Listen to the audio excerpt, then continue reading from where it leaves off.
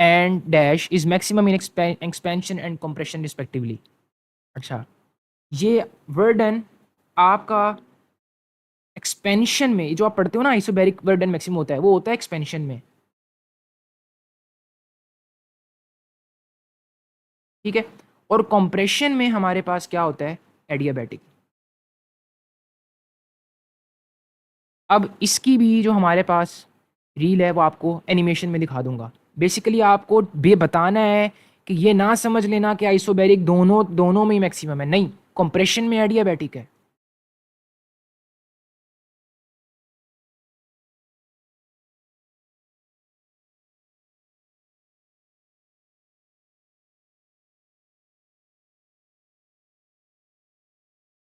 Angle at which the range of the projectile is half of the maximum. Range projectile की इसमें maximum से half हो जाए। अच्छा,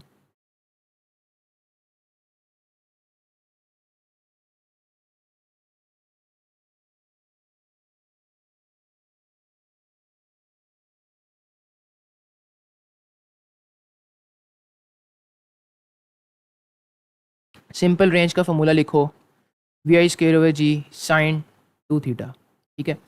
आपने ये मैक्सिमम, इसको मैक्सिमम कहते हैं, साइन 2 थीटा वैसे ही आ गया। इस रेंज को वो कह रहा है हाफ ऑफ द मैक्सिमम, मतलब r max over 2 is equal to r max और साइन 2 थीटा। ये कटा तो साइन 2 थीटा मेरे पास क्या आ गया, 1/2। अच्छा, अब क्या करना है, इसको करो 2 theta is equal to sine inverse 1/2। किस एंगल का साइन लो तो आंसर 1/2 आता है, 30 डिग्री का, तो ये 30 डिग्री आ गया। 2 थीटा, थीटा चाहिए, 30 degree divide by 2 is equal to 15 degree. तो आपके पास इसका करेक्ट आंसर है 15 डिग्री है। Angle between v and g throughout the journeys. अच्छा देखो, ये मैं फेंकता हूँ प्रोजेक्टाइल, ये मेरे पास ये वी, अच्छा जी हर हर पॉइंट पर नीचे है, ऐसे ही है। अब वी देखो, ये एंगल था अभी इसके दरमियान, वी एंड जी के दरमियान, अब ये देखो कम नहीं हो रहा, कम हो रहा है ना, तो डिक्रीजेज, सिर्फ और सिर्फ डिक्रीज ही करता जाएगा। Half life of the radium is about 1600 years। In how many years will 1 gram of the pure element be reduced to 1 centigram। 1 ग्राम मतलब 100 सेंटीग्राम। आपने 100 सेंटी, वो कह रहा है कितने सालों में। अच्छा देखो, एक हाफ लाइफ गुजरती है तो मेरे पास बच जाएंगे 500 सेंटीग्राम, दूसरी गुजरेगी 250 सेंटीग्राम, उसके बाद गुजरेगी 125 सेंटीग्राम, उसके बाद गुजरेगी तो मेरे पास हो जाएगी ये 125 का भी आधा कर दें तो 16 16 20, तो 125 62.5 हो जाएगा। 62.5, 62.5 का आधा करें तो 31.25 आ जाएगा। मतलब कि अब आप यहाँ से हिसाब लगाएं कि 1600 ईयर्स के बाद होगा ना हर, तो अब क्या ये हो सकता है, क्या ये हो सकता है, क्या ये हो सकता है, 1600 काफ़ी साल बन रहे हैं, तो यहाँ से हिसाब लगा लो, तो 106 का आपके पास आंसर क्या करेक्ट बन रहा है, Charlie. At the highest point of the projectile which one of the following is most appropriate. Velocity become zero, नहीं, वेलोसिटी का हॉरिजॉन्टल कंपोनेंट अभी भी मौजूद है। Vertical component of the velocity become zero, हाँ करेक्ट है, लेकिन सी भी पढ़ लो। Vertical acceleration become zero because vertical velocity become zero, गलत, सिर्फ बीटा करेक्ट है। एक्सेलरेशन हर पॉइंट पर जी है, एक्सेलरेशन वेलोसिटी के इक्वल नहीं है, चेंज इन वेलोसिटी के इक्वल है। वर्टिकल वेलोसिटी यहाँ पे जीरो है तो यहाँ पर कुछ थी, तो जो चेंज आया है वो एक्सेलरेशन है, और कितने टाइम में आया है, कितने टाइम पे आया है। Average radiation dose from watching a television for a year is. अच्छा, अब इसका आपने टेबल से मैच कर लेना है, इनमें से मैंने कोई भी ऑप्शन नहीं डाला। बताने का मकसद क्या है, न्यूक्लियर फिजिक्स में ना जितने उसने टेबल दिए हुए हैं, हाफ लाइफ्स में इंपॉर्टेंट इंपॉर्टेंट हाफ लाइफ्स करनी है आपने, बाकी कुछ रेडियो आइसोटोप्स के काम दिए हैं वो करने हैं। टेबल दिए हैं डोज के, equivalent dose r b factors के, उनको पैटर्न बना के याद कर लो, सिंपल। वो करने हैं और उनके यूनिट्स पे भी फोकस करना है आपने। Half life of the radio active element is 2 year. Half life उसने कितनी बताई? 2 year. What will be the percentage of its decade amount after 8 year? वो कहता है ये 8 ईयर है, परसेंटेज ऑफ डिकेड बताना है आपने, तो n नोट ओवर 2n। सबसे पहले आपको ये पता होना चाहिए कि 8 ईयर में कितनी हाफ लाइफ आ रही हैं। तो इसका ये फॉर्मूला है सिंपल, n निकालना है आपने, t कितना है 8 डिवाइड बाई 2 4, तो 4 आ रही हैं। n नोट 2 की पावर 4, 2 2 ज़र 4, 2 ज़र 8, 2 ज़र 16, n नोट डिवाइड बाई 16। अब undecayed what will be the percentage of its decayed, तो ये अनडिकेड निकाला है। अगर 1/16 अनडिकेड है तो 15/16 15 हिस्से उसके बच गए डिकेड, 15 हिस्से डिकेड के होंगे, अगर एक हिस्सा 16 में से अनडिकेड का है, मल्टीप्लाई बाय 100 कर दो, परसेंटेज आ जाएगी।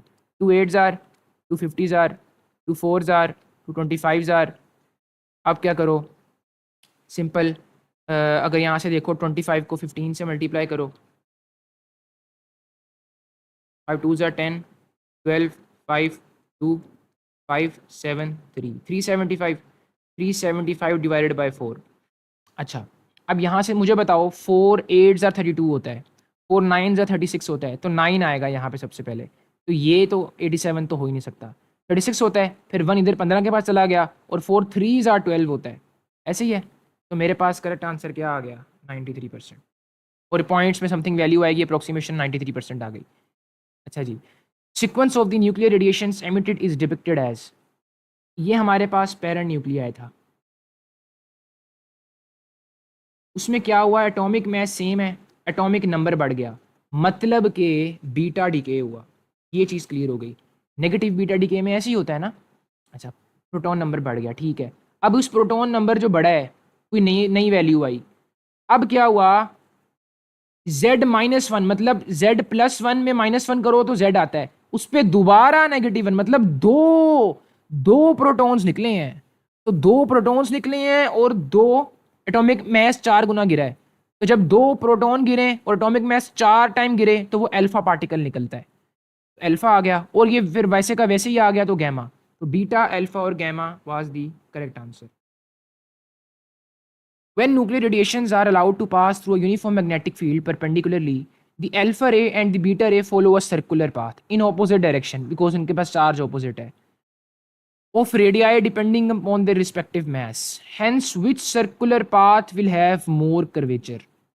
जिसका mass, अच्छा देखो, radius mass के directly proportional नहीं है, square root of mass के directly proportional है। एक ये MCQ भी बन सकता था, ये भी दे सकता था मैं, तो मैंने अब क्लियर कर दिया। अच्छा, अब रेडियाई, अब देखो यहाँ से सपोज करो अल्फा आया, ये अल्फा ने किया, साथ ही बीटा आ रहा था, लेकिन बीटा ऑपोजिट मुड़ गया। वो आपसे पूछ रहा है कर्वेचर किसका ज़्यादा है, तो याद रखो जो रेडियस है वो कर्वेचर के इन्वर्सली प्रोपोर्शनल है, ठीक है, इन्वर्सली प्रोपोर्शनल है। तो अब रेडियाई, ये कर्वेचर, इसका रेडियस कम है, इसका रेडियस ज़्यादा है, तो कर्वेचर मतलब जो जल्दी मुड़ जाए, जो जल्दी मुड़ गया ऑब्वियसली उसका रेडियस कम होगा। तो मोर कर्वेचर होगा जो हल्का है, क्योंकि जिसका मैस कम है उसका रेडियस कम लेकिन उसका कर्वेचर ज़्यादा। तो बीटा का रेडियस कम लेकिन कर्वेचर ज़्यादा, तो मेरे पास beta ray would be the correct answer. At what angle between v and b the force on the charge becomes 70% of its maximum value, f is equal to q v b sine theta. अब वो कहता है कि we और B के दरमियान क्या angle हो कि हमारे पास जो फोर्स है वो 70% हो जाए। 70% को हम परसेंट ख़त्म करें तो हम इस तरह लिखेंगे, जो कि 0.7 आ जाएगा, 0.7, और ये मेरे पास ये एफ साइन थीटा, ये कटा, तो थीटा साइन इनवर्स ऑफ 0.7। अच्छा, 0.7 आपने सबसे पहले तो ये देखना है इस वैल्यू में आता है। सबसे पहले तो पॉइंट ऑफ कंसर्न हमारा ये है, 1/√2 का आंसर 0.7 होता है, ये आपको पता है।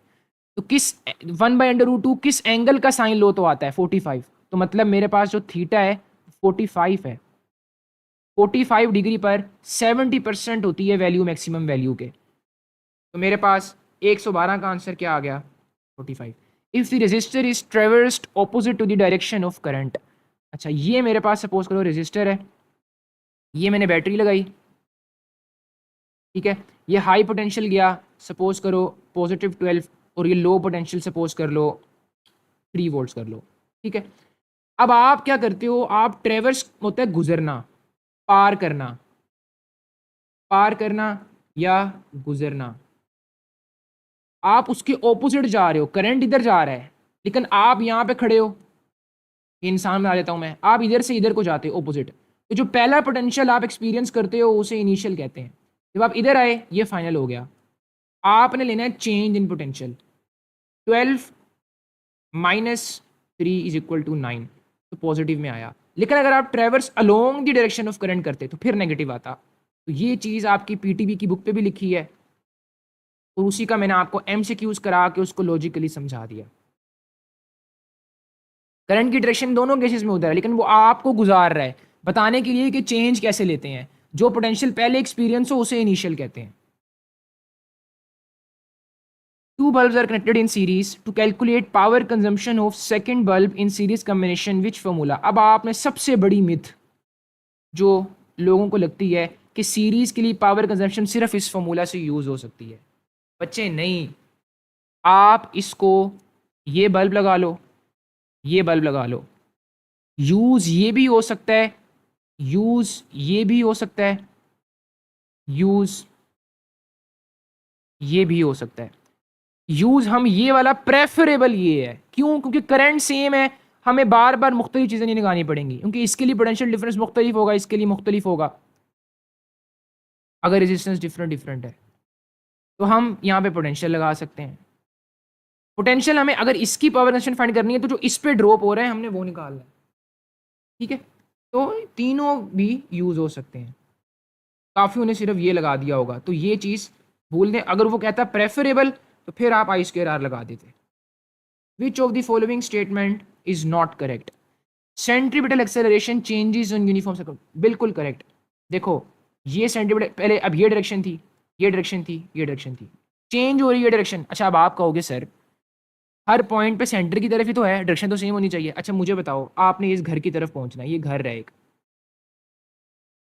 एक बंदा यहाँ से आ रहा है, एक बंदा यहाँ से आ रहा है, एक बंदा यहाँ से आ रहा है, आ तो सारे एक जगह पे रहे हैं लेकिन सबकी डायरेक्शन डिफरेंट नहीं है। कोई इस वाले प्लेन पे आ रहा है, कोई वेस्ट की तरफ आ रहा है, कोई ईस्ट की तरफ चलकर आ रहा है, यही यहाँ पर केस है। अब समझो इस चीज़ को। अच्छा नोट करेक्ट वाली स्टेटमेंट फाइंड करनी है तो ये तो नहीं हो सकती है। अच्छा अच्छा बीटा ऑप्शन वैसे इसका क्या है? इनकरेक्ट, ये इनकरेक्ट स्टेटमेंट है।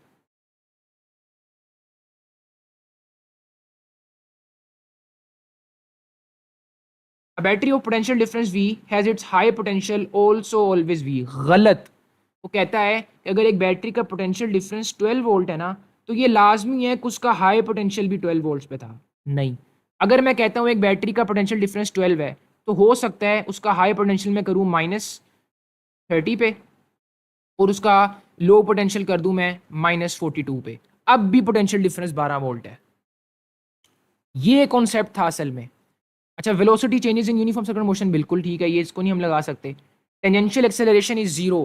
टेंजेंशियल, अच्छा अब यहाँ पे एक पॉइंट याद रख लो, टेंजेंशियल एक्सेलरेशन प्रोड्यूस होती है वेलोसिटी का मैग्नीट्यूड चेंज होने से, और यूनिफॉर्म सर्कुलर मोशन में ये कांस्टेंट होता है मैग्नीट्यूड, तो हमारे पास टेंजेंशियल एक्सेलरेशन जीरो हो जाती है।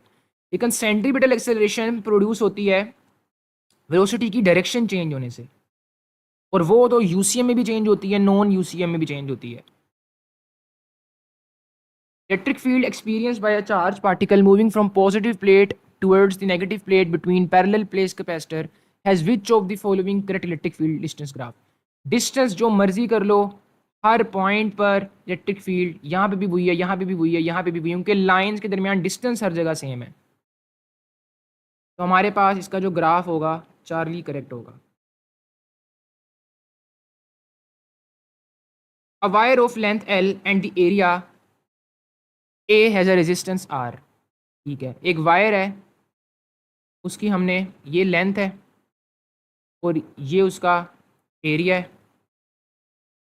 उसके पास जो है रेजिस्टेंस आर है। Second wire made of same nature of material, मतलब रेजिस्टिविटी दोनों की क्या है? सेम है। Same as previous one but with the length increased by 5r। तो लेंथ न्यू कितनी होगी 6l होगी। 5/5r मतलब है कि 5r उसमें इंक्रीज किया आपने l में, तो न्यू लेंथ कितनी हुई l plus 5l is equal to 6। ये यहाँ पे जो है यहाँ पे l आना था, ये एक आपके फॉर्म में ये करेक्ट है, यहाँ पर आपको सिर्फ की दिख रहा है। अच्छा व्हाट लेंथ इनक्रीज बाय वो अब न्यू रेजिस्टेंस पूछ रहा है वो आपसे। अब काफ़ी बच्चों ने पता क्या किया होगा कि लेंथ 6 हो गई, तो रो एल ओवर ए ये 6, तो आंसर आ गया 6r। और आप लोगों ने ये वाला ऑप्शन लगा दिया होगा जो कि गलत है। आगे उसने कंडीशन दी है assuming both the wires have same volume. मतलब आप इसको पकड़ के ऐसे करके आप इसको 6 गुना कर रहे हो तो वॉल्यूम दोनों की सेम है नहीं। मतलब कि अगर मैंने इसकी लेंथ बड़ी करनी है ना तो मुझे इसका एरिया कम करना पड़ेगा ताकि अंदर जो जगह है वो उतनी रहे। तो अगर मैं 6 गुना लेंथ बढ़ा रहा हूँ तो 6 गुना एरिया कम करना होगा, तो 36r मेरे पास आंसर आएगा। करो ना, इसमें डालो रो 6l और area by 6 is equal to 36r।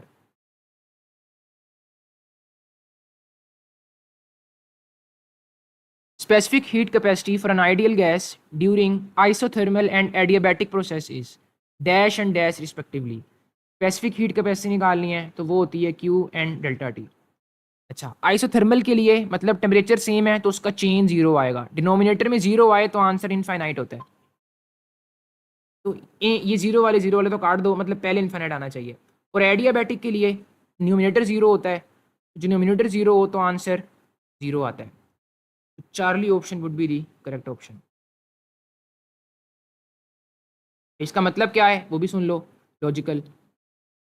Delta T zero है आइसोथर्मल मतलब, और उसकी स्पेसिफिक हीट कैपेसिटी मतलब टेम्परेचर चेंज नहीं होना, तो आपको इनफाइनाइट हीट चाहिए टेम्परेचर चेंज करने के लिए, लेकिन होना ही नहीं क्योंकि इनफाइनाइट चाहिए। सेम ऑपोजिट एडियाबैटिक के लिए सोच लो, अब लॉजिक आपको बता दी। An electron deflected towards negative z axis by magnetic field along positive x axis. कह रहा है कि इलेक्ट्रॉन को डिफ्लेक्ट किया है हमने टुवर्ड्स नेगेटिव जेड। डिफ्लेक्ट जहां पे हुआ है वो मतलब फोर्स की डायरेक्शन है, ठीक है। Electron deflected towards negative z axis, ठीक है। ये देखो ये पॉजिटिव जेड वो नेगेटिव जेड, यहां पर फोर्स लगी है। राइट हैंड जनरल रूल से कराऊंगा मैं, लेकिन ये इलेक्ट्रॉन है, चीज़ें तो वही हैं, बस यूज लेफ्ट हैंड कर लूंगा। फॉर इलेक्ट्रॉन मैं यूज कर लूंगा left hand general rule. Bye magnetic field along positive x, आप उंगलियां अपनी अलाइन भला कहाँ पे बेंड कहाँ करते हो, बेंड करते हो मैग्नेटिक फील्ड की डायरेक्शन में, तो पॉजिटिव एक्सिस की तरफ आपने। अच्छा अब देखो ये राइट हैंड जनरल रूल क्या कहता है, ये कहता है कि जो थंब है वो फोर्स बताएगा, अलाइनमेंट जो है अलाइनमेंट। अच्छा इसका ना मैं आपको पीडीएफ भेज दूंगा ग्रुप में इस पूरे रूल का। अलाइनमेंट जो है वो हम करते हैं वेलोसिटी की डायरेक्शन में या करंट की डायरेक्शन में, और बेंड करते हैं फिंगर्स को मैग्नेटिक फील्ड की डायरेक्शन में। तो अब बेंड कहाँ किया है उसने, पॉजिटिव एक्स की डायरेक्शन में। थंब अपना पहले करो उधर और बेंड करो इधर, मतलब थंब अगर मैं उधर करता हूँ तो मुझे अपनी उंगलियां सारी इधर को बेंड करनी पड़ेंगी, लेकिन अगर मैं बेंड ना करूँ तो मेरी उंगलियां ऊपर को ही रहेंगी ना। तो अलाइन कहाँ पर होती हैं, अलाइन होती हैं वेलोसिटी या करंट की डायरेक्शन में। तो वेलोसिटी वो कहाँ पे, पॉजिटिव वाई एक्सिस, अगर तो प्रोटॉन होता, लेकिन मैं लेफ्ट हैंड यूज कर रहा हूँ तो नेगेटिव वाई एक्सिस आएगा। तो 119 का मेरे पास क्या आंसर आएगा बेटा। A gas is having Cp value 7r/2, which of the following gas it could be. मैंने आपको बताया गैस आपने निकालनी है तो उसके लिए गैमा पता होना चाहिए, और गैमा क्या होता है Cp/Cv। अब उसने आपको Cp तो दिया हुआ है, Cv दिया हुआ है नहीं, तो Cp minus Cv is equal to R। Cv निकालो, Cp माइनस R। Cp कितना दिया है उसने आपको 7r/2 माइनस R, एलसीएम ले लो, 7r minus 2r is equal to 5r/2।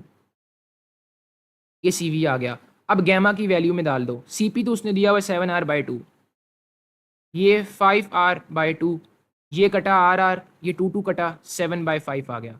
7/5 मैंने आपको बताया था डायटोमिक के लिए यूज़ होता है, और यहाँ पे जो डायटोमिक है सिर्फ ऑक्सीजन है। ये दोनों पॉलीएटॉमिक हैं, ये मोनोएटॉमिक है। गैस मोनो है, डाई है या पॉली है, ये हमेशा गैमा बताता है। CP ओवर CV नहीं बताते, CP और CV की रेशो बताती है। अच्छा जी। Car travels 2 metre with a speed 40 metre पर second and 2 metre further with a speed 60 metre पर सेकेंड। ट्रेवल उसने 2-2 मीटर ही किया है, लेकिन यहाँ पर उसने 40 मीटर पर सेकेंड की स्पीड से किया है, और यहाँ पर उसने 60 मीटर पर सेकेंड की स्पीड से किया है। 2 मीटर्स ही कवर किया है, 2 मीटर ही कवर किया है। आपने निकालनी है एवरेज स्पीड, तो वो होता है total distance over total time. ठीक है, टोटल डिस्टेंस मेरे पास कितना बनता है 4 मीटर्स। टोटल टाइम मेरे पास कितना बनता है। अब यही चीज़ है, अगर वो 40 मीटर पर सेकंड स्पीड का मतलब क्या है कि वो 40 मीटर 1 सेकंड में चल रहा है, लेकिन उसने असल में कवर कितना करना है 2 मीटर। तो 2 मीटर कितनी स्पीड में चलेगा, कंपैरिजन मेथड यूज़ करो। तो ये मेरे पास आता है 1/20। ठीक है, 1/20 का आंसर क्या आएगा 0.05। अच्छा, ये तो मिल गया मुझे इस इंटरवल के लिए 0.05, प्लस ये वाला टाइम भी निकालो, वो 60 मीटर पर सेकंड, मतलब अगर 60 मीटर वो 1 सेकंड में चल रहा है, तो 2 मीटर कंपैरिजन मेथड से निकाल लो, ये बनेगा 1/30, और 1/30 अगर मैंने निकालना है 0.0003 03, तो 0.033 कर लो। अच्छा, अब इस 0.03 को प्लस करना है आपने 0.05 से, तो ये 0.08 समथिंग आएगा। तो जब आप 4 को इससे डिवाइड करोगे, मतलब 8 मल्टीप्लाई पर -2 करके ऊपर ले जाओगे 0.08 से, मतलब 50 के करीब करीब आंसर आएगा। अच्छा, अब मुझे सिर्फ ये बताओ कि यहाँ पर आंसर असल में था 0.333, लेकिन मैंने 0.03 लिया सिर्फ, मतलब डिनोमिनेटर असल में ज़्यादा था, तो आंसर मेरा 50 आ रहा है। असल में डिनोमिनेटर ज़्यादा है, तो 50 से थोड़ा सा कम आएगा ना आंसर। तो मोस्ट अप्रोप्रिएट आंसर क्या बनता है 48। अब आप इसमें 53 भी लगा सकते थे। तो ये अप्रोक्सीमेशन आपने यूज़ करने हैं, इसे इंटेलेक्चुअल सॉल्विंग कहते हैं।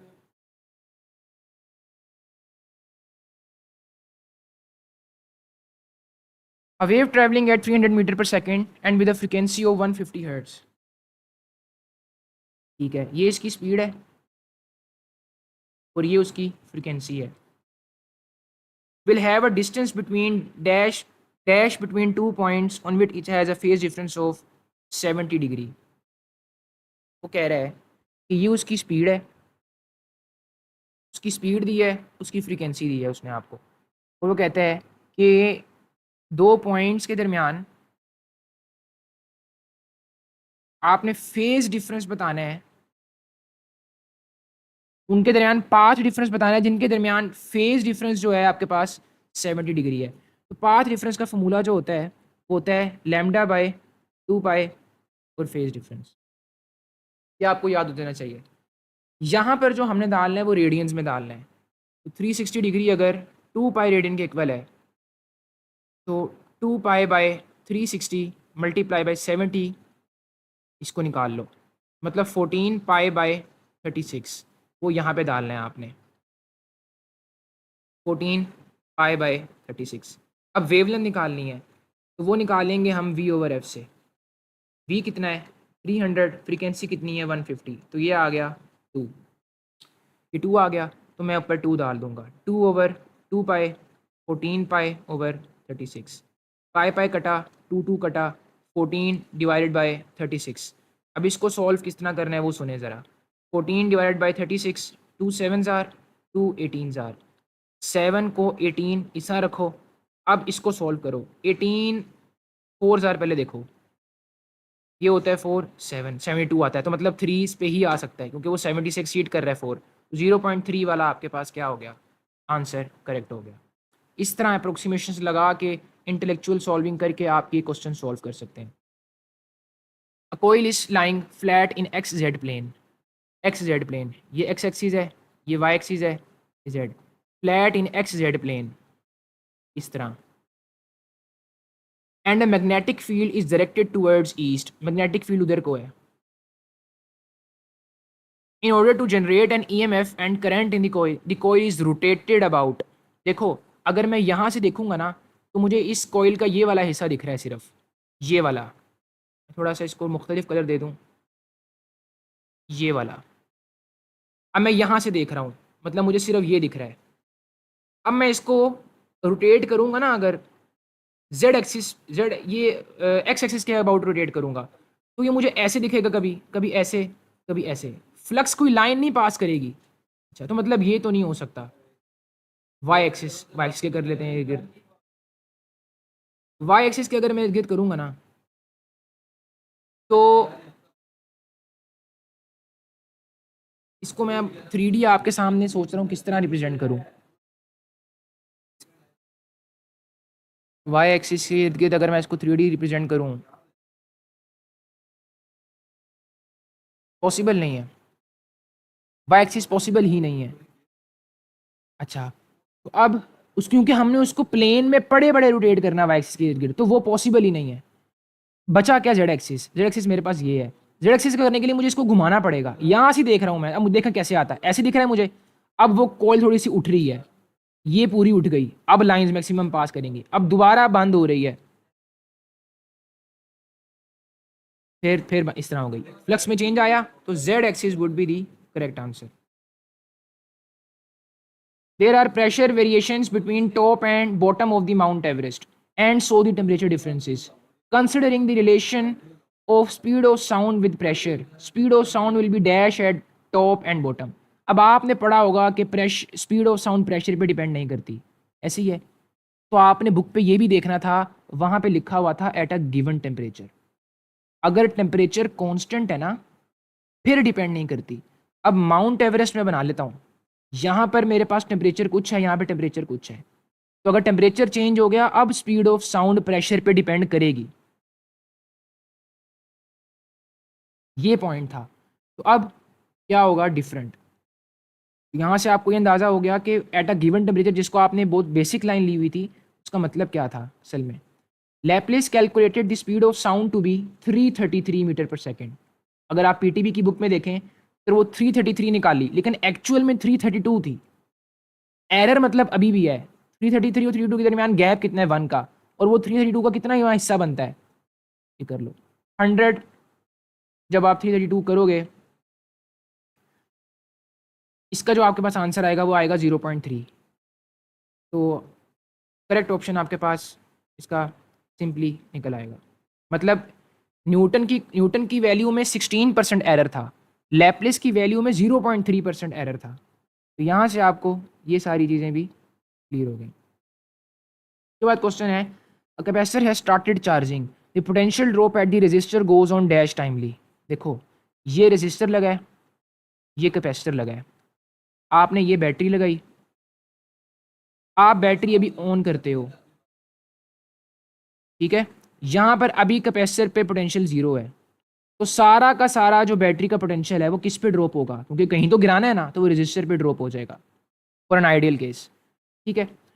अब जैसी करंट गुजरेगा, करंट लीड करता है ना वोल्टेज से 90 डिग्री के फेज से, ऊपर पड़ा है अभी हमने, तो अब यहाँ पे पोटेंशियल ड्रॉप कम होता रहेगा, यहाँ पर ज़्यादा होता रहेगा, वी सी ड्रॉप ज़्यादा होता रहेगा, वी आर कम होता होगा, लेकिन वी भी अभी भी इक्वल होगा। तो जैसे ही कैपेसिटर चार्जिंग करता रहता है, पोटेंशियल ड्रॉप रेजिस्टर पे कम होता रहेगा और कैपेसिटर पे ज़्यादा होता रहेगा, तभी हमारे पास इसका आंसर क्या होगा, decreasing. A stone is in a uniform circular motion tied with the length of 1 centimetre, मतलब ये उस सर्कुलर पाथ का रेडियस होगा 1 multiply 10⁻⁻² metre. Time period is calculated to be 60 seconds, ये उसका टाइम पीरियड है। The change in the velocity after 30 seconds would be, आपने इसका जो है चेंज इन वेलोसिटी निकालना है। अच्छा देखें, वेलोसिटी का चेंज मैं क्यों कह रहा हूँ, क्योंकि सिंपल सी चीज़ है, आपको पता है कि वेलोसिटी में जो चेंज है वो यूनिफॉर्म सर्कुलर मोशन में भी आ रहा होता है, इस चीज़ से आप लोग अवेयर हैं। अच्छा, अब इसका एक फॉर्मूला होता है निकालने का, 2v साइन थीटा बाय 2। अच्छा, अब क्वेश्चन पढ़ो। A stone is in a uniform circular motion tied with a length of 1 centimetre. Its time period is calculated to be 60 seconds. ठीक है, the change in velocity after 30 seconds would be delta v is equal to 2v sin। इसको याद कर लो, ये मैं आपको manually भी करवा सकता हूँ लेकिन डेरिवेशन करने की ज़रूरत नहीं है, सिर्फ रिजल्ट्स याद करो इस फॉर्मूला के। अच्छा, अब यहाँ से आपने ये चीज़ देखनी है कि v is equal to omega r होता है, ऐसे ही है, और ओमेगा होता है 2 पाई, ठीक है, इक्वल। अब 2 पाई टाइम पीरियड कितना है 60 सेकेंड्स, रेडियस कितना है 1, 10⁻⁻²। इसको मैं नीचे ले जाऊंगा तो 100 आ जाएगा, ऐसे ही है, ऐसे ही है। अच्छा, अब अगर आप यहाँ पे देखो, उसने आपको बोला है कि the change in the velocity after 30 seconds would be, time period 60 second है, change in velocity after 30 second पूछ रहा है। तो यहाँ से मतलब होता है कि उसने 180 डिग्री घूम चुका है वो, ओके, 30 सेकेंड 60 सेकेंड्स के आधे हैं, तो यहाँ पर आप थीटा की जगह 180 डालोगे ना, तो 180 डिवाइडेड बाई 2 कितना हो जाएगा 90, तो साइन 91, तो आंसर कितना आया 2v। अच्छा, 2v तो करेक्ट है, लेकिन बोथ बी एंड सी, तो मतलब कुछ वैल्यू भी है, v की कुछ वैल्यू भी है, और v की वैल्यू क्या है π/30। इसको कंपेयर करके अगर मैं निकालूं तो वो ये वैल्यू निकाल रहे हैं अभी, हम वो निकाल लेते हैं अभी। अच्छा,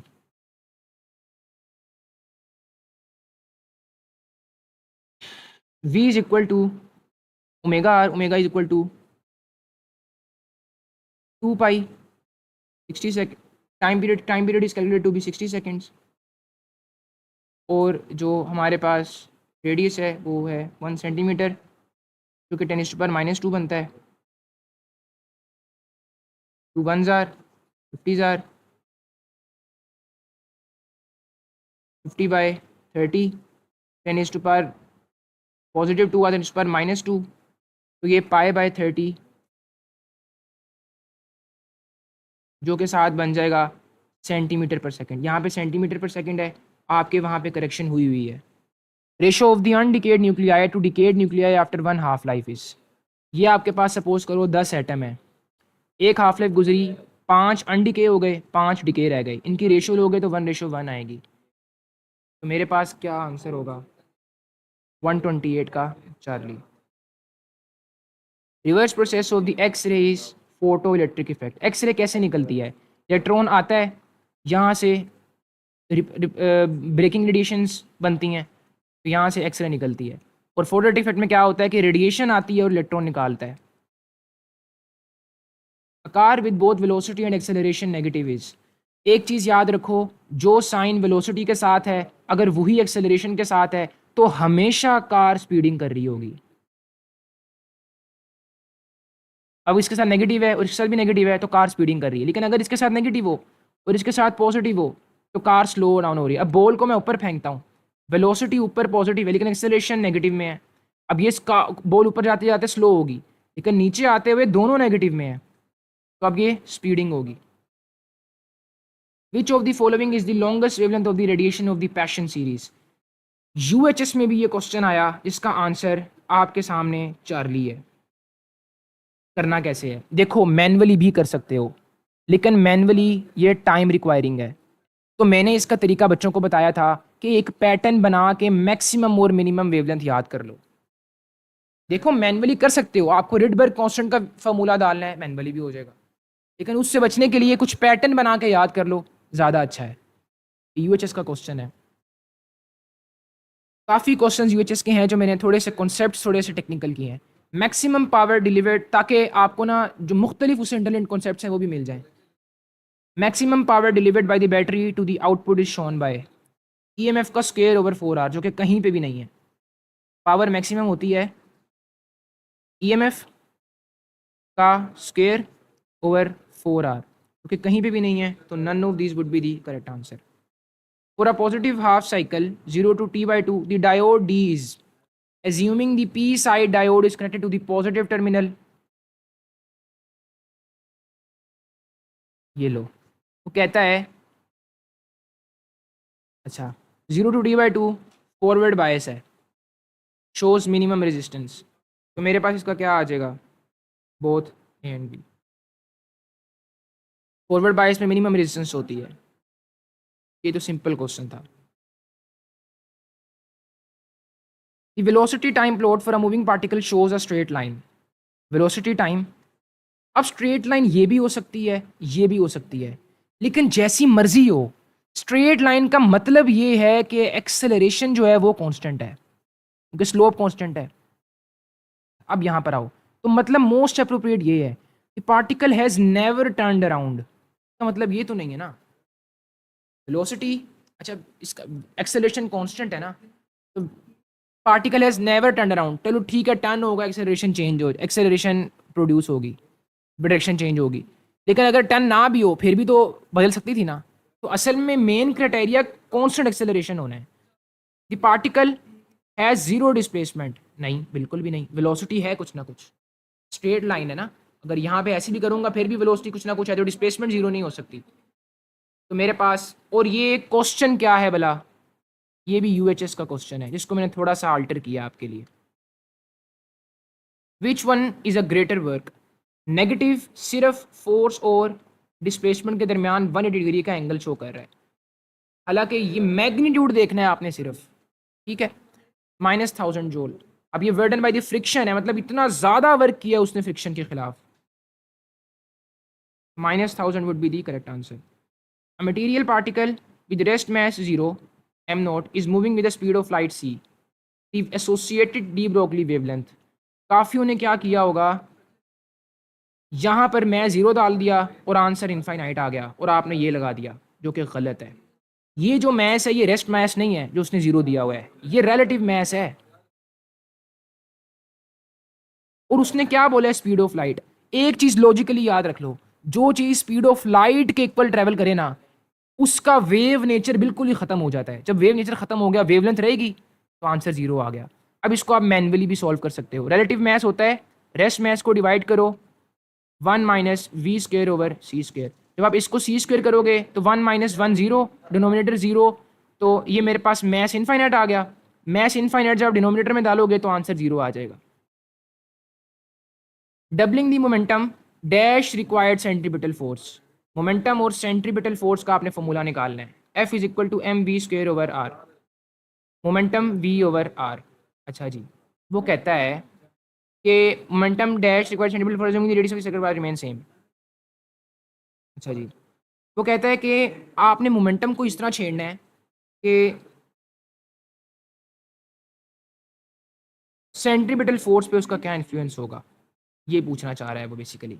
अच्छा, अब इसको ऐसा करो, m v square over r है ना, इसमें वेलोसिटी आ रही है, हमने सिर्फ रिलेशन निकालना है रेडियस का कांस्टेंट रख के मोमेंटम के साथ, तो इसको मैस से मल्टीप्लाई करो, मैस से डिवाइड करो, तो ये आ जाएगा m square v square over m r, तो ये p square over m r, mass भी कांस्टेंट, रेडियस भी कांस्टेंट, मोमेंटम का फोर्स के साथ रिलेशन आएगा। मोमेंटम को मैं डबल करूंगा तो मेरे पास सेंट्रीपिटल फोर्स कितनी हो जाएगी, क्वाड्रपल।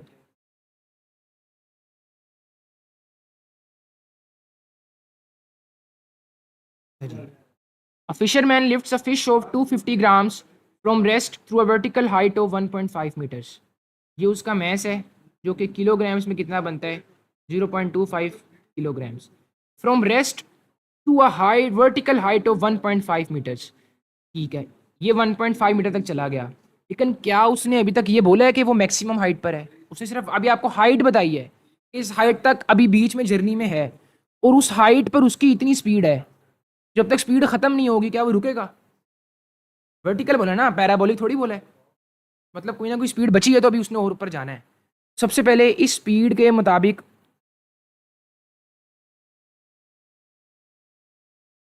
उसकी काइनेटिक एनर्जी निकालो।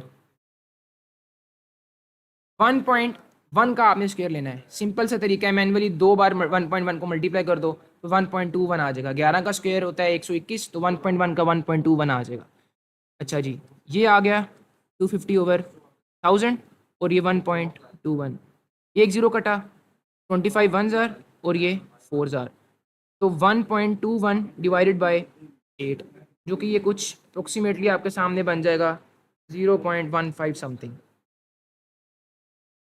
Kinetic energy. अब उसकी पोटेंशियल एनर्जी भी तो है ना उस हाइट पे, निकालो वो भी। 10 और हाइट कितनी है 1.5, और ये इतना, एक जीरो इससे कटा, ये 2.5 को आप 1.5 से मल्टीप्लाई कर दो, पोटेंशियल एनर्जी आ जाएगी 1.5 से, तो 3.75 समथिंग बनता है। 3.75 प्लस 0.15, इन दोनों को जब आप ऐड करोगे ये आपके पास 3.9 बन जाएगा, जो कि हमारे पास डेल्टा ऑप्शन में करेक्ट है। A drop of liquid of charge has potential V S on its surface. ये आपको मैंने रिलेशन पढ़ाया हुआ है, लार्ज ड्रॉप पे फाइंड करने का तरीका है, ये शॉर्टकट है। स्मॉल ड्रॉप पे वी एस है, ठीक है। 64 सेम ड्रॉप्स, मतलब यहाँ पे 64 डालो और 2/3। 64 को क्या मैं ऐसे लिख सकता हूँ, 4 का क्यूब लिख सकता हूँ ना। 16 4 ज़र क्या होता है 64, तो ये मल्टीप्लाई 2/3 वैसे ही, और वी एस ये 3 इससे कटा, तो 16 वी एस आपके पास क्या आ गया answer. At what time displacement of the mass spring system is half of its maximum displacement moving from extreme to mean position? अगर मीन से एक्सट्रीम की तरफ जाए तो हम ये वाला फॉर्मूला यूज़ करते हैं, और अगर एक्सट्रीम से मीन की तरफ आए तो हम ये वाला फॉर्मूला यूज़ करते हैं। कंडीशन उसने दी है मैक्सिमम के हाफ, तो कोस थीटा वैसी, ये मेरे पास ये कटा, तो 1/2 is equal to cos theta. अब cos theta is equal to 1/2, theta is equal to cos inverse of 1/2 45 degree. इसकी जगह डालो omega t is equal to 45 degree, ठीक है। इसको इन टर्म्स ऑफ रेडियन लिखो, और ये टी और ये 2π/t, ये मेरे पास आ गया 45 डिग्री। 45 डिग्री को अगर मैं इन टर्म्स ऑफ रेडियन लिखूँ तो ये मेरे पास क्या आता है, ये मेरे पास आता है π/4 आता है बिल्कुल। तो ये मैं 2π इज इक्वल टू π/4 लिखता हूँ।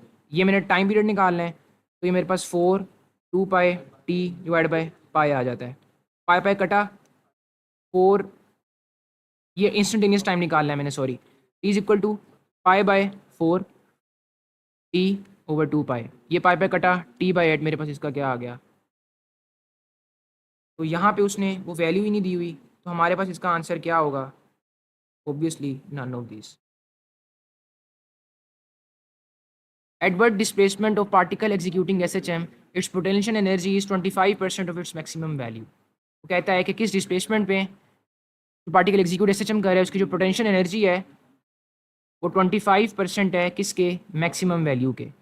1/2 के x square is equal to 25% of maximum value, जो कि 1/2 के एक्स नॉट स्क्वेयर है। अब उसने आपसे क्या पूछा है, ये पूछा है उसने आपसे। अच्छा, 1/2 के x square is equal to 25% को लिखता हूँ 1/4, जो कि हो जाएगा 1/8 के x not square. X square is equal to 2/8, ये कटा के एक्स नॉट स्क्वेयर। अच्छा, ये इसको लिख दूंगा 1/4 एक्स नॉट स्क्वेयर, इसका मैं स्क्वेयर रूट लूँगा तो एक्स नॉट बाय 2 मेरे पास इसका क्या आ जाएगा answer. What is the phase difference between V and A of the particle executing SHM starting from mean position? ये मेरे पास पेंडुलम है, मीन पोजीशन पे इसकी वेलोसिटी मैक्सिमम है। बनाओ, मैक्सिमम यहाँ से शुरू होगी, जैसे ही एक्सट्रीम पर गया एक्सेलरेशन मैक्सिमम है अब, लेकिन पॉजिटिव एक्स डिस्प्लेसमेंट में है तो नेगेटिव में मैक्सिमम होगी, मतलब लेकिन मीन पर जीरो थी तो ये नेगेटिव में मैक्सिमम उठी, और ये वेलोसिटी उस वक्त तक जीरो हो गई है, तो ये वेलोसिटी इस तरह बन जाएगी और ये मेरे पास कुछ इस तरह बन जाएगा, ठीक है। अच्छा, अब ये मेरे पास कहाँ से शुरू हुआ पहले से, तो ये 90 डिग्री पे है, और ये मेरे पास ये 180 डिग्री पे है, तो 180 माइनस 90 90, तो ये फेज डिफरेंस आ गया। Which of the following statement is incorrect? Total energy of the particle executing SHM is independent of the instantaneous time. जो मर्जी लम्हे पे देख लो, टोटल एनर्जी वही होनी है, क्योंकि काइनेटिक एनर्जी पोटेंशियल एनर्जी में कन्वर्ट हो रही है। Total energy of the particle executing SHM, displacement वाला इंस्टेंटेनियस टाइम वही चीज़ है। Potential energy is always zero at mean position, ये इनकरेक्ट स्टेटमेंट है। अगर मेरे पास एक vertical oscillating mass spring system है, तो अब ये ग्राउंड से किसी हाइट पर है, तो ऑसिलेट करने से पहले ही उसके पास कोई ना कोई पोटेंशियल एनर्जी है मीन पोजीशन पर, ठीक है, हाइट की वजह से, ग्रेविटी की वजह से, ठीक है। अच्छा, अब considering the concept of initial phase 90 degree, a pendulum starts oscillating from extreme position. शुरू मतलब हमने यहाँ से देखना शुरू किया है, असल में वो मीन पोजीशन से शुरू है। इनिशियल फेज का मतलब ही यही होता है कि आपने देखना तब शुरू किया जब वो मीन पे था, ठीक है। तो अब हमने डिस्प्लेसमेंट निकालनी है, तो अब हमने डिस्प्लेसमेंट वाला कैसे निकालनी है, इस वाले ग्राफ को मद्देनजर रख के, ठीक है। अच्छा, अब कितनी वाइब्रेशंस हो गई हैं, 3/2, 3/2 का आंसर होता है 1.5। अच्छा, पूरी अगर वाइब्रेशन होगी, मतलब वो मीन पे गया, इस एक्सट्रीम पे गया, दोबारा मीन पर आया, दोबारा इधर आ गया, ये पूरी वाइब्रेशन पूरी होगी। अब 1.5 मतलब आधी वाइब्रेशन और, मतलब इधर जाएगा, इधर यहाँ तक पहुँच गया है, तो ये नेगेटिव एक्स डिस्प्लेसमेंट है। अब आप नेगेटिव 2x नहीं लगाओगे, मैंने यहाँ पे क्लियर किया considering the concept of initial phase 90 degree. तो आपको पता है कि जो मीन से इतना गया वो नेगेटिव एक्स में होता है, तो यहाँ पे कहीं पे वैल्यू है वो नहीं, तो none of this would be the correct option. K gamma ray is emitted when the electron jumps, देखो के एल एम एन, के में से एक इलेक्ट्रॉन, यहाँ से आया इलेक्ट्रॉन, उसने केवल इलेक्ट्रॉन को बम्बार्ड करके निकाल दिया, यहाँ पे स्पेस क्रिएट होगी। अब अगर एन से इलेक्ट्रॉन आए तो वो होता है के अल्फा, और अगर एम से आए तो वो होता है के बीटा, और अगर एन से आए वो होता है गैमा। तो मेरे पास क्या होगा, फ्रॉम एन शेल टू के, 145 का मेरे पास क्या हो जाएगा, Charlie. Continuous X-ray are also called as breaking radiations, Bremsstrahlung radiations. Both A and B are the correct. Characteristic X-ray हम continuous X-ray को नहीं कहते। Continuous X-ray हमारे पास इलेक्ट्रॉनिक ट्रांजिशन से बनती हैं, और ये हमारे पास इलेक्ट्रॉन रिपल्शन, जो बाहर वाले इलेक्ट्रॉन्स को रिपेल करता है वो, उसकी वजह से बनती है, जो उनकी ब्रेक लगवाता है वो। अच्छा, what would be the order of the characteristic wavelengths produced as follow? वो कहता है कि ये वेवलेंथ बनी है लैम्डा एल बीटा और लैम्डा एल अल्फ़ा, लैम्डा के अल्फ़ा, लैम्डा के बीटा। देखो सबसे पहले यहाँ पे देखो, ये के एल एम एन, ऑर्डर क्या होगा कि एल बीटा का मतलब क्या है कि ये एल था, एन से यहाँ पर जंप हुआ, ये मेरे पास क्या मतलब है, एनर्जी किसकी है, एल बीटा की, और एनर्जी एल अल्फा का मतलब क्या होगा कि एम से जंप हुआ। तो एनर्जी किसकी ज़्यादा है, इस वाले की, लेकिन वेवलेंथ किसकी ज़्यादा होगी, इस वाले की। तो वेवलेंथ के alpha, sorry wavelength L alpha ज़्यादा है किससे, वेवलेंथ एल बीटा से। तो ये कहाँ पे है, वेवलेंथ एल अल्फ़ा ज़्यादा है वेवलेंथ एल बीटा से, इसमें उन्होंने ऑपोजिट किया हुआ है, तो ये तो पहले गलत कर दो। लैम्डा लैम्डा एल अल्फ़ा ज़्यादा है लैम्डा एल बीटा से, हाँ, तो ये भी गलत हो गया, ठीक है। तो मेरे पास बच कौन सा गया, एक ही बच गया, ये आ गया। इसी तरह आप इसको कंपेयर कर लोगे, और याद रखो के अल्फ़ा के बीटा की एनर्जी के एल अल्फ़ा एल बीटा दोनों से ज़्यादा है, तो उसकी वेवलेंथ उन दोनों से कम होगी, और उनका ऑर्डर वैसे ही निकाल लेना है आपने, के अल्फ़ा और के बीटा का जैसे इनका निकाला है, तो आपके पास आंसर आ जाएगा। Thumb, index finger, middle finger in Fleming's right and left hand rule indicates dash and dash. अब ये एक क्वेश्चन मैंने इसलिए बनाया क्योंकि फ्लेमिंग राइट हैंड रूल और Fleming left hand rule database के लिए सिर्फ यूज़ करना है, बाकी हर क्वेश्चन के लिए मैंने आपको एक राइट हैंड जनरल रूल और लेफ्ट हैंड जनरल रूल बता दिया है, वो हर क्वेश्चन पे अप्लाई होगा, लेकिन डेटाबेस के लिए तो याद रखना है ना ये। तो इसका अल्फा ऑप्शन करेक्ट है, ये सारी चीज़ें पैटर्न बना के नोट डाउन कर लो। अच्छा जी, अब एक कॉन्सेप्चुअल क्वेश्चन कि V अगर E और B से लेस है। अच्छा, V वैसे असल में क्या होता है, V is equal to E over B। हमारे पास अगर ये पॉजिटिव प्लेट है और ये नेगेटिव प्लेट है, और यहाँ पे अगर सपोज करो प्रोटॉन आ रहा है, तो वो कहाँ पे जाएगा, अगर अगर अगर ये V is equal to E over B वाली कंडीशन है तो वो सीधा गुजर जाएगा। लेकिन मैं चाहता हूँ वो ये अपनी अलोंग द फील्ड जाए, मतलब ये टर्न हो, तो मैं क्या करूँगा, मैं इलेक्ट्रिक फील्ड तेज़ कर दूंगा। जब इलेक्ट्रिक फील्ड तेज़ करूँगा तो मेरे पास ये ज़्यादा बड़ी वैल्यू हो जाएगी ना रेशो में, न्यूमिनेटर ज़्यादा हो गया, तो वेलोसिटी कम नहीं रह जाएगी। तो तब क्या होगा, जब ये इस तरह वाला सीन होगा तो क्या होगा, इलेक्ट्रिक फोर्स हमारे पास ज़्यादा हो जाएगी। तो वो किस केस में है, इस केस में हो रही है, और उसका ऑपोजिट ये वाला हो जाएगा। इसमें मेरे पास क्या ऑप्शन होगा, beta correct. Four particles independently move at the same speed in the direction perpendicular to the same magnetic field. Which particle is deflected the most? Word independent in the question means that all the four particles have their own beams and adjustable potential difference to keep the speed same. बिल्कुल correct बात है, क्योंकि अगर एक ही potential difference दोगे तो हर की speed मुख्तलिफ होगी। तो इंडिपेंडेंटली का मतलब ही यही है कि आप सबकी स्पीड सेम कर रहे हो और परपेंडिकुलर डायरेक्शन। अब सारों ने सर्कुलर पाथ में घूमना है, ठीक है। वो कहता है कि डिफ्लेक्ट कौन मोस्ट करेगा, जिसका रेडियस सबसे ज़्यादा होगा, और रेडियस सबसे ज़्यादा किसका होगा, जिसका मैस सबसे ज़्यादा होगा। ऐसे ही है। तो मुझे क्या चाहिए, रेडियस जिसका सबसे ज़्यादा है वो डिफ्लेक्ट कम करेगा। Deflection is directly proportional to curvature. Deflection उसकी, और ये इन्वर्सली प्रोपोर्शनल है रेडियस के, और रेडियस डायरेक्टली प्रोपोर्शनल है अंडर रूट ऑफ मैस के। तो जिसका मैस सबसे सबसे कम है उसकी डिफ्लेक्शन सबसे ज़्यादा, तो कर्वेचर सबसे ज़्यादा। मैस सबसे कम किसका है चारों ऑप्शन में, इलेक्ट्रॉन का। तो मेरे पास आंसर क्या आ गया, electron. Two coils P and S are arranged in the shown in figure. A constant current is flowing in the coil P. और उसने डायरेक्शन बताई हुई है ये वाली। अब सारी अपनी राइट हैंड की उंगलियों को घुमाओ तो आपका अंगूठा अंदर को बनेगा, मतलब into the page magnetic field है हर जगह से, और कांस्टेंट करंट है, अभी मैग्नेटिक फील्ड कांस्टेंट है। Suddenly the switch is opened. ये स्विच आप खोल देते हो, सर्किट बंद कर देते हो, तो अब करंट कम होने लग जाएगा ना। The direction of the induced current in the S when the switch is opened। ये आपको इंशाल्लाह सारी करेक्शंस होके मिलेंगी।